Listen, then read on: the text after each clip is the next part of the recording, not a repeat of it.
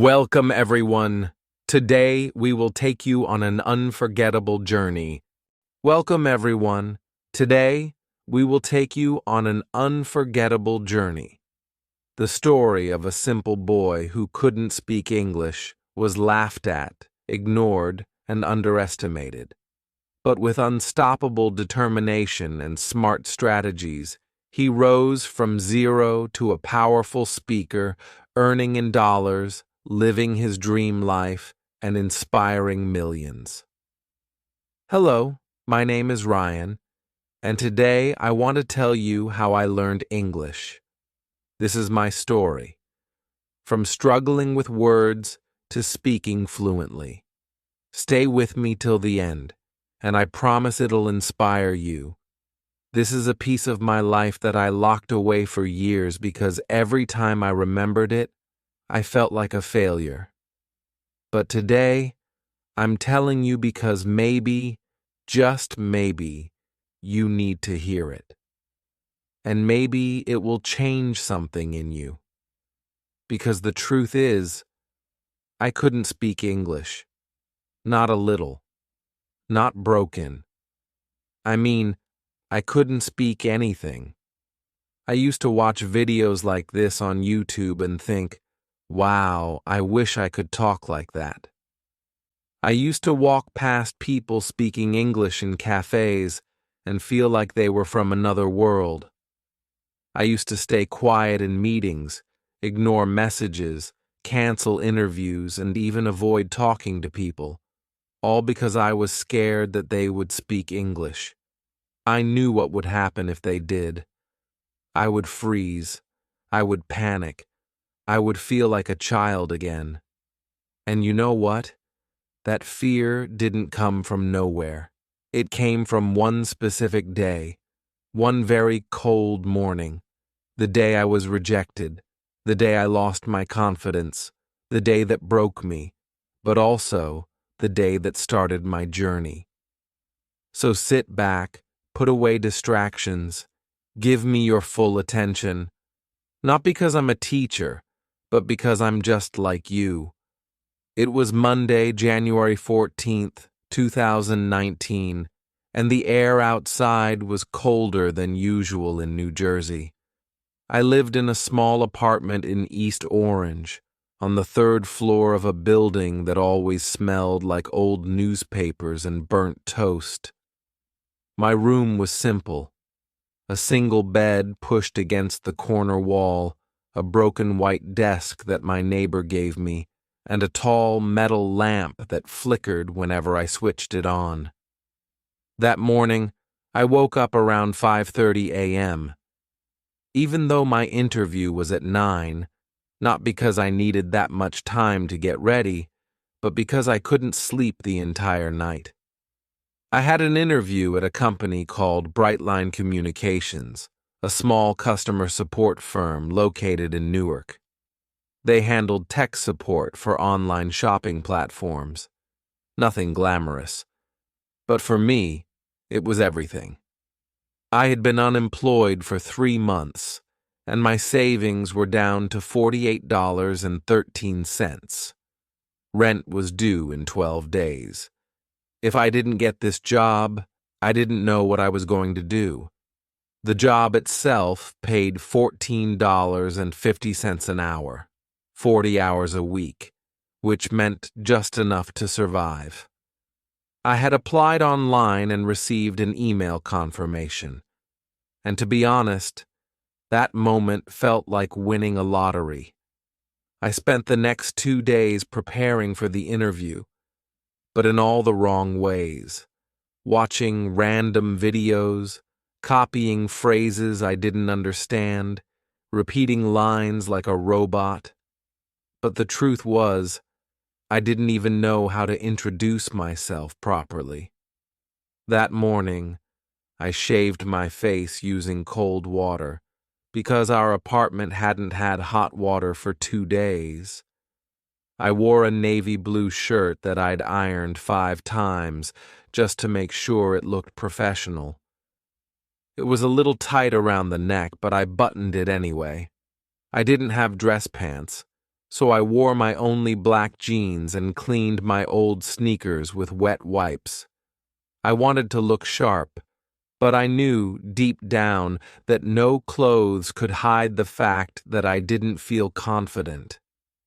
My fingers were shaking when I tried to tie my belt. I kept telling myself, just smile, just speak clearly, just be polite. But inside, I was falling apart.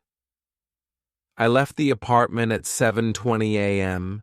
and decided to walk to the interview location, which was about 45 minutes away. I could have taken the bus for $1.60, but I didn't want to risk being late. As I walked, I kept repeating my introduction in my head. Good morning, sir. My name is Ryan. Thank you for giving me this opportunity. I'm hardworking, quick learner, and I stopped walking. I forgot the line. I stood there on the sidewalk with my mouth open and my brain completely blank. A man walking his dog passed by and looked at me strangely. I smiled awkwardly and kept walking, but I could already feel the fear building inside my chest. I passed by a Starbucks and saw two young men talking loudly in English. Their sentences were so fast, so natural. I caught a few words: weekend, Netflix, deadline, and I suddenly felt like I didn't belong in this country. How do they speak like that? I thought. How do they know what to say next? It felt like they were part of a club that I could never join. I reached Brightline Communications at 8:10 a.m., way too early. The office was on the 5th floor of a gray building with glass doors and a silver elevator that smelled like cheap perfume. I sat in the hallway outside the office, pretending to check my phone even though I had no internet. I looked around. Two other candidates were waiting, both wearing proper suits, polished shoes. One even had a brown leather folder. I started to feel smaller and smaller, like I had walked into the wrong room, like maybe I should just leave. At exactly 9 o'clock, a lady with red lipstick and a clipboard came out and said, "Ryan." I stood up too quickly and almost dropped my phone. "Yes, I'm here." She smiled and guided me in. The room was small, one glass table, two men sitting across from me. One of them wore glasses and had a deep voice. He said, "Hi, Ryan. Tell me about yourself." And that was the moment. That was the exact second when everything I had prepared just disappeared. I opened my mouth. No sound. I tried again. I'm named Ryan. I very hard work. Good job. You company. I could hear myself, and I knew I was failing. My heart started pounding. My ears were hot. The man nodded slowly, then asked, "What experience do you have with customer support?" And I knew I couldn't answer that, not in English. I tried to say something, anything, but all I could manage was, "Yes, sir, I learning fast. I phone call, can do." I didn't know where to look. I didn't know where to hide. The room felt like a prison. The air was heavy. My voice sounded like someone else's. The interview lasted 3 minutes. The man closed my resume, smiled politely, and said, "Thanks for coming, Ryan. We'll contact you." I knew what that meant. I walked out, kept my head down, didn't even take the elevator. I walked down all 5 floors without saying a word. I didn't cry. I didn't scream. I just walked, block after block. I didn't know where I was going. I ended up in a small park near Branch Brook. I sat on a bench for almost an hour. I kept replaying the moment in my head, my broken sentences, their confused looks, the silence. I hated myself. I hated my voice. I hated the fact that I had let this happen again. I had applied to 5 jobs in the past, all rejected, all because I couldn't speak, and now even this small job was gone. I looked around. People were walking their dogs, kids were laughing, everything was moving, everything had sound, and yet I felt completely frozen, like time had stopped for me. That day, I went home and didn't speak to anyone. I skipped dinner. I turned off my phone. I just lay on my bed, staring at the ceiling, repeating one question again and again. Is this going to be my life? That night, I didn't eat. I didn't speak. I didn't even touch my phone. I lay on that single bed inside my cold apartment, still wearing the same tight navy blue shirt from the interview, my belt digging into my waist, my back aching, my throat dry, and my mind completely broken. For the first time in my life, I felt like I had nothing. No job, no money, no skills, no self-respect. Just a cheap phone with no data, a broken desk with 3 books I never read, and an invisible wall between me and the world, the English language. And as I stared at the ceiling in silence, something in me snapped. A thought came into my head like a whisper, so soft I almost ignored it. No one is coming to save you. I sat up. My room was dark except for the street light outside the window. I stared at the shadow on the wall, and I said out loud in my broken English, "If I don't fix this, I will die this way." That night, January 14th, 2019, I made a promise that changed my life. I didn't care how long it would take. I didn't care how hard it would be. I didn't care how many times I would fail again. I was going to learn English. Not try, not maybe, not a little bit. I would learn it so well that no one could ignore me ever again. And I started that very night.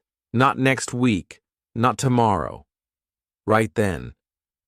At 1:32 a.m., I opened the drawer beside my bed, took out an old notebook, and wrote one sentence at the top of the page. I speak English fluently. I just don't know it yet. I didn't even know if that sentence was grammatically correct. But I didn't care. It felt true. It felt powerful. It felt like the beginning. I created a system, not based on apps, not on expensive courses, not on fancy schools, just pure hunger, pure discipline, and real actions. Here's exactly what I did, step by step, day by day. Step 1. I started with my mouth, not my ears. Most people begin by listening or reading, but not me. I had a mirror in my room, tall, cracked in one corner. I stood in front of it at 2 a.m. and said, "Hello, my name is Ryan. I am learning English." It felt strange, robotic, unnatural, but I repeated it 10 times, and I did it again the next day, and the next, every morning and every night. Then I moved to, "Today, I woke up early. I will go to the store. I am not afraid anymore." Each sentence was simple, but it forced my mouth to get used to the sounds. I wasn't just learning English. I was becoming a speaker. Step 2. I created a survival English wall. I took paper and taped it all over my wall. One paper said, "How to order food in English." "I'd like a sandwich, please. Can I get a coffee with milk?" "You accept card?" Another paper said, "How to answer the phone in English." "Good morning, this is Ryan speaking. How may I help you today?" "One moment, please." I added a new paper every 3 days. Soon, my entire wall was covered. I didn't need a classroom. My wall became my teacher. Step 3. The 1-1-1 method. This was my secret weapon. I still use it today. 1 hour, 1 topic, 1 result, every single day. Day 1. Talking about yourself. I spent 1 hour watching YouTube videos on self-introductions, wrote down 5 key sentences, memorized them, practiced them 10 times in the mirror. Then I recorded myself speaking those 5 lines. At the end of the hour, I didn't just study, I had a result. I could now introduce myself better than yesterday. I did this every day. Day 2. Asking for directions. Day 3. At the grocery store. Day 4. Describing my job. Day 5. Talking about my family. Day 6. How to give your opinion. Day 7. Small talk with strangers. And I kept going. Step 4. I built my English identity. I started writing everything in English. To-do list, English. Dreams, English. Thoughts, English. I even gave myself a rule. From now on, Ryan only thinks in English. I made mistakes, so many mistakes. But I wrote every single day. Today I feel lonely, but I keep going. My dream is to speak in front of people one day. I am scared but proud. I am learning. I wrote with broken grammar. I used Google Translate sometimes. But I kept writing. One day I wrote, "I believe in myself. I believe in my voice." And when I read it out loud, I cried. Because for the first time, I did. I didn't have money for English classes, but I had imagination. I turned my apartment into an English-speaking country. I changed my phone's language to English. I renamed every item in my kitchen with sticky notes. I didn't care if I was alone. I treated every day like English was normal, because if you don't live in an English country, you must build your own. Step 5. I started recording my voice every day. This was painful. I hated my voice. I hated my pronunciation. But I forced myself to do it. Every night before bed, I would sit on the floor, open the voice recorder, and say, "Today I learned." Then I would talk for 3 minutes about anything I practiced that day. It felt weird at first, but on day 9, I listened to day 1, and I smiled, because I heard progress. Step 6. I stopped apologizing for my English. This was the biggest shift. At first, I used to say, "I'm sorry for my English. My English is not good.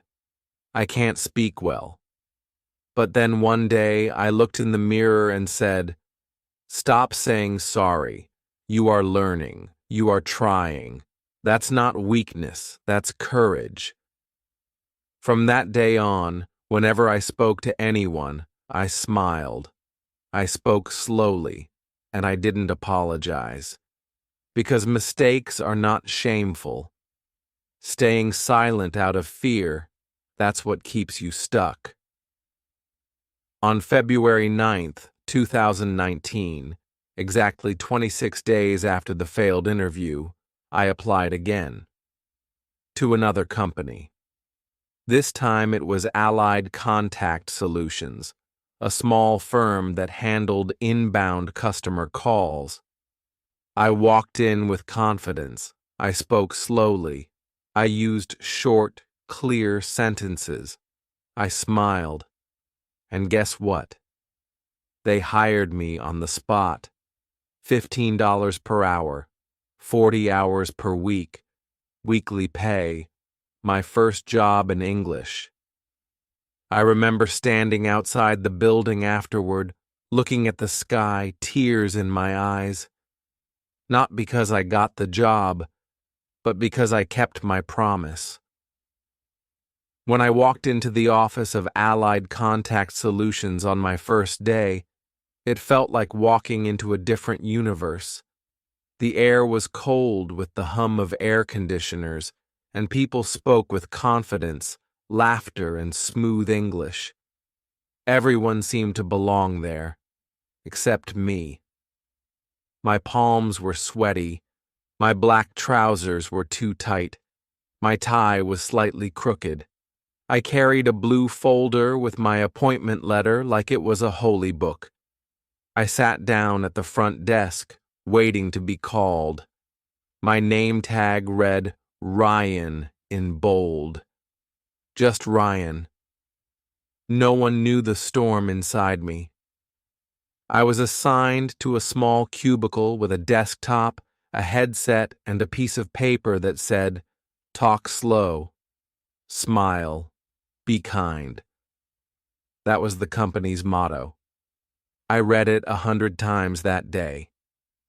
At 11:42 a.m., I got my first real customer call. "Hello, thank you for calling Allied Contact Solutions. This is Ryan speaking. How may I help you today?" I said it in one breath.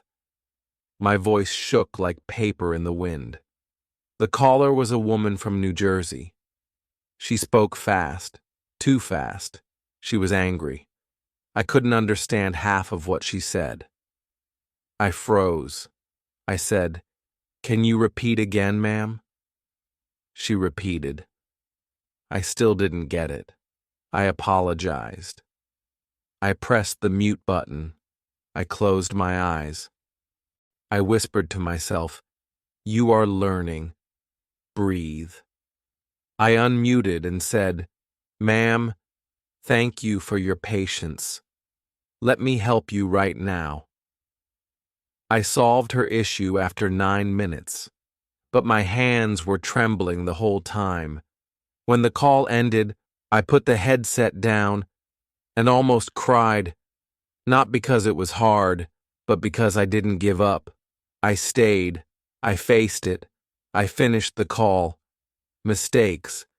I said he instead of she. I pronounced receipt as rec-IP. I said I am agree instead of I agree. My teammates laughed sometimes, but not in a cruel way. They liked me because I tried. I smiled. I greeted everyone with, "Good morning. How are you today?" I stayed late after work. I cleaned my desk. I thanked people. I helped others when I could. One girl, Jessica from the next cubicle, once said, "You know, Ryan, your English isn't perfect, but your attitude is." That stayed with me. I built a powerful routine after work. No partying, no distractions. I was on a mission.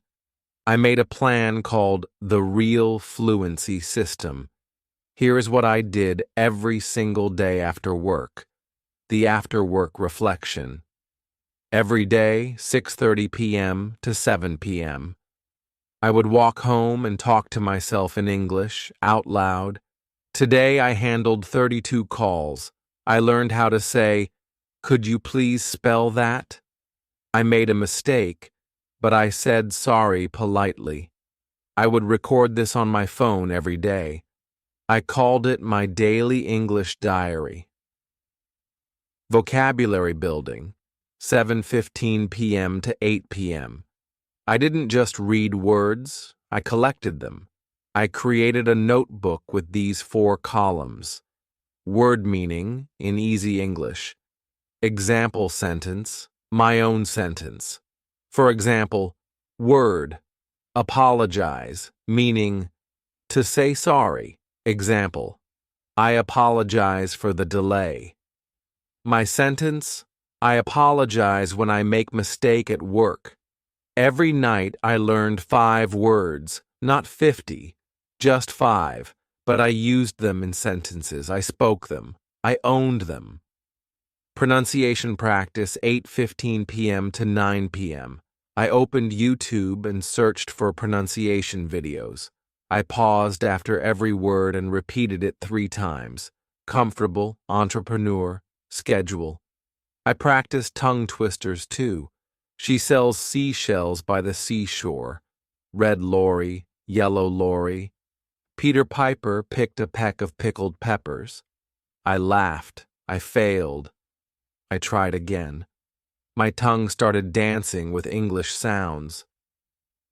Real-life English simulations, 9:15 p.m. to 10 p.m.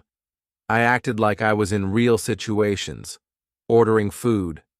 Hi, can I get a chicken sandwich, please? No onions, thanks. Talking to HR. Excuse me, I had a question about my salary slip. Small talk. How was your weekend? Oh, really? That sounds fun. I would stand in front of the mirror and practice, like an actor. Weekly public speaking. Every Sunday. Every Sunday, I recorded a 3-minute speech on a topic. Week 1. Why I want to improve my English week. 2. My biggest fear. Week 3. How I stay motivated. Week 4. One thing I want to change about myself. I shared these on a Facebook group for English learners. Some people ignored me, some laughed, but many supported me, and I grew. My English mindset shift. I stopped using the word perfect. I changed it to progress. I told myself daily, fluency is a journey, not a test. You don't need fancy words. You need real ones. Speak, fail, learn, repeat. I celebrated every small win. If I understood a fast sentence, victory. If I made a new friend at work, victory. If I stayed calm during a difficult call, victory. I remember this day clearly. My supervisor, Steve, came to my desk. He said, "Ryan, can you take this client escalation?" The guy is furious, but I think you can calm him. He trusted me. I took the call. The man was loud. He had a strong accent, but I stayed calm. "Sir, I understand. Let's work through this together." I listened. I apologized. I offered a solution. After 14 minutes, the man said, "You know what? Thanks, Ryan. You're the first guy who actually listened." When I hung up, my teammates clapped. Not because I was perfect, but because I'd become someone they could count on. Maybe I can become fluent. Maybe I can help others too. At work, more and more people started noticing me. My supervisor said, "Ryan, your calls have become smoother." Great job. A senior teammate said, "You speak like someone who's lived abroad." That evening, I didn't just smile. I went home, looked into the mirror, and for the first time I said in English, "I am proud of you." I knew I was doing okay, but I wanted more. I didn't want to just answer phone calls. I wanted to give speeches, have deep conversations, write stories, and teach English to others who felt lost, like I once did. So I created a new system. I called it deep fluency immersion. It wasn't just about reading books or watching videos. It was a full lifestyle system. Let me explain each part in detail. The language zones method. Every room, one purpose. I divided my small apartment into different zones. Kitchen equals vocabulary zone. I stuck small paper notes on every item. Salt, spoon, stove, cupboard, frying pan. Every time I cooked, I said the names aloud. I'm turning on the stove. Now I'm adding 2 spoons of sugar. The kettle is hot. I described my actions in English. Bedroom equals listening plus thinking zone. I listened to English audiobooks before sleeping. I also made it a rule. No thinking in my native language before sleep. I would lie on the bed and think things like, tomorrow I will ask my boss about the new customer report. I hope the weather is cool. Maybe I'll wear my blue shirt. At first, it was hard. But day by day, my thoughts became faster and more natural in English. Bathroom equals speaking practice zone. I printed 10 questions and stuck them on the mirror. How was your day? What are your future goals? Every morning while brushing my teeth, I answered those questions aloud. I didn't care how silly I looked. It was my training ground. The 1-hour mirror challenge. Once a week on Sundays, I did something powerful. I stood in front of the mirror and spoke for 1 full hour. No script, no preparation. I picked one topic, for example, my childhood memories or why I want to be successful, and spoke for as long as I could. At first, I could only manage 5 minutes, but I didn't give up. After a month, 20 minutes. After 2 months, 40 minutes. By the end of the 3rd month, 1 hour, fluently, without stopping. I recorded myself, listened, corrected my mistakes, and did it again. This challenge built fluency, confidence, and clarity, like nothing else. English expressions and idioms break the ice. To start a conversation.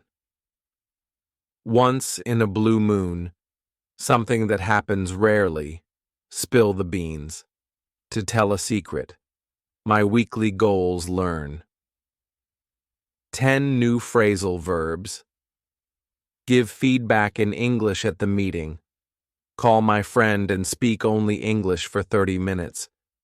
Every day, I stood in front of that wall and repeated things out loud. It wasn't just a wall, it became my power source. One day, my team leader walked up to me and said, "Ryan, you've come a long way. Would you like to train our new batch of employees?" My heart stopped. Me? The same guy who once cried after his first customer call? I said, yes.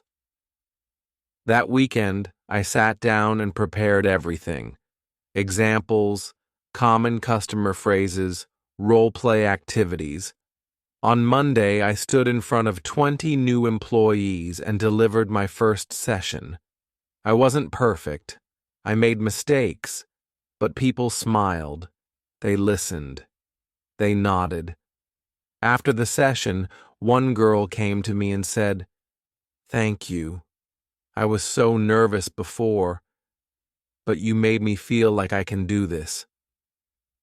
That night, I cried again. Not from pain, but from pride. 1 year later, I was invited to speak at an event called English Rising Stars in my city. There were 400 people in the audience. I walked on stage in a white shirt and black jeans. I looked at the crowd, smiled, and took a deep breath. Then I said, 3 years ago, I was afraid to say my own name on a phone call. Today, I'm standing here. Not because I'm special, but because I didn't stop. I believe that fluency is not born. It's built, brick by brick, word by word, mistake by mistake. People clapped. Some even cried. When the event ended, a boy ran to me and hugged me tightly. He whispered, "You told my story." Thank you. After that stage event, Ryan wasn't the same man anymore. His shoulders were straighter. His walk was confident. His voice had a calm strength that made people listen. The boy who once whispered English in the bathroom was now training hundreds of people, helping strangers believe in themselves, building a beautiful life step by step. He didn't live in a small shared room anymore. He moved into a bright one-bedroom apartment with wooden floors, white curtains, a bookshelf full of English novels, a little balcony filled with plants he watered every morning. And yes, there was still a mirror on the wall. But this time, when he looked into it, he didn't see a scared beginner. He saw a leader. As his English improved, so did his relationships. He called his mother every evening and spoke to her in both his native language and simple English. Slowly, she picked up words. She started saying, "Good night, son, and I am proud of you." That one sentence was worth more than any salary. His younger sister, who once used to tease him, now asked him for help with her English interviews. She said, "Brother, you're my role model." But the most surprising moment came on a rainy Friday evening. Ryan was attending a professional training event. During lunch break, a girl with a soft smile and curious eyes came to him and said, "Hi. I've been watching your sessions. You speak beautifully."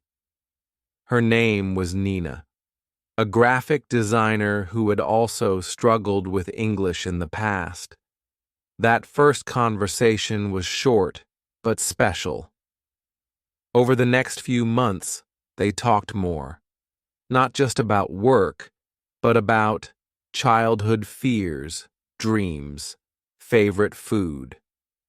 Future goals. Ryan told her, "One day, I want to buy a Mercedes. Not just to show off, but to remind myself how far I've come." Nina smiled and replied, "Then I'll sit beside you and we'll go for a long drive." And just like that, Ryan found love, not just with a person, but with a life he once thought he could never have. By now, Ryan was no longer working as just a call center employee.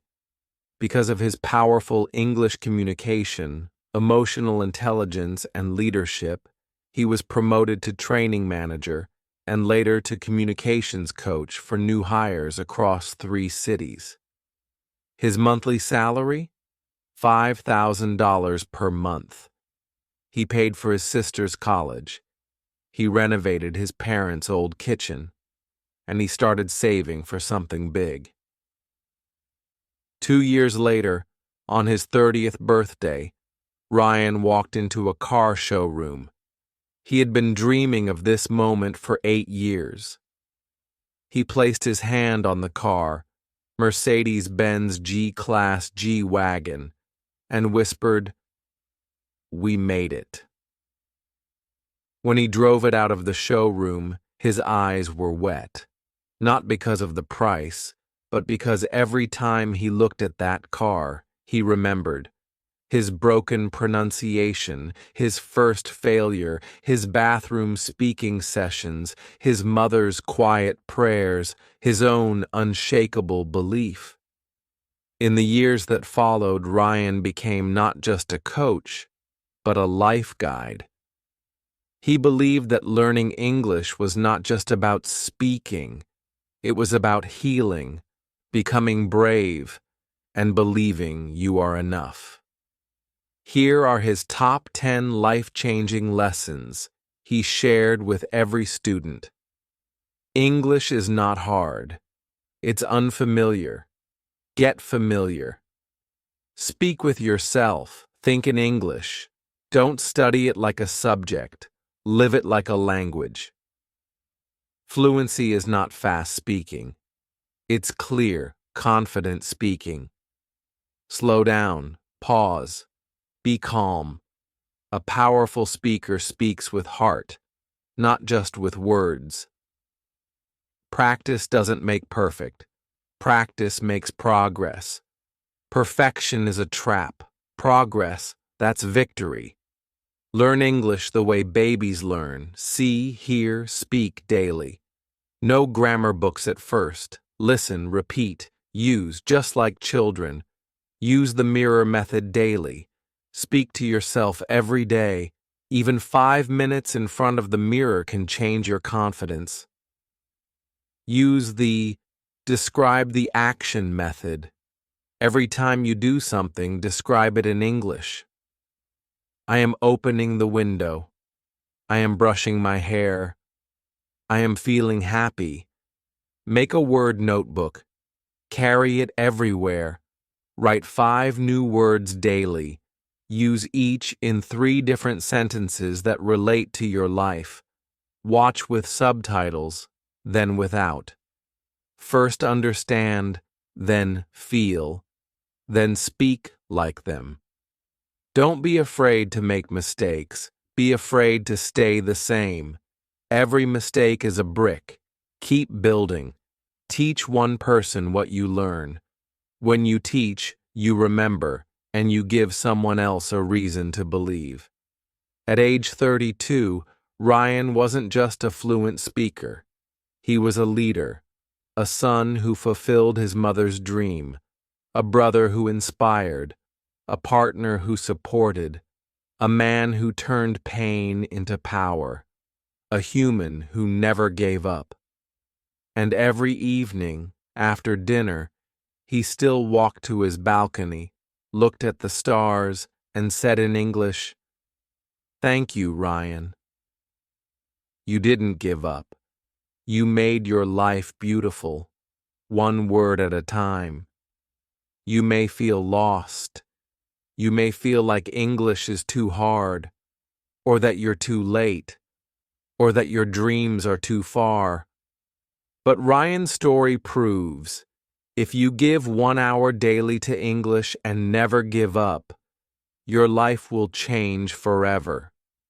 Because English is not just a language, it's a doorway to confidence, freedom, power, love, pride, peace. You just have to open it. Now it's your turn. Stand up. Go to your mirror and begin. Say, I can, I will, I must. I am learning English, and I will never stop. If you enjoyed this story, don't forget to subscribe to our channel, like the video, and share it with someone who needs motivation today. Your support means the world to us.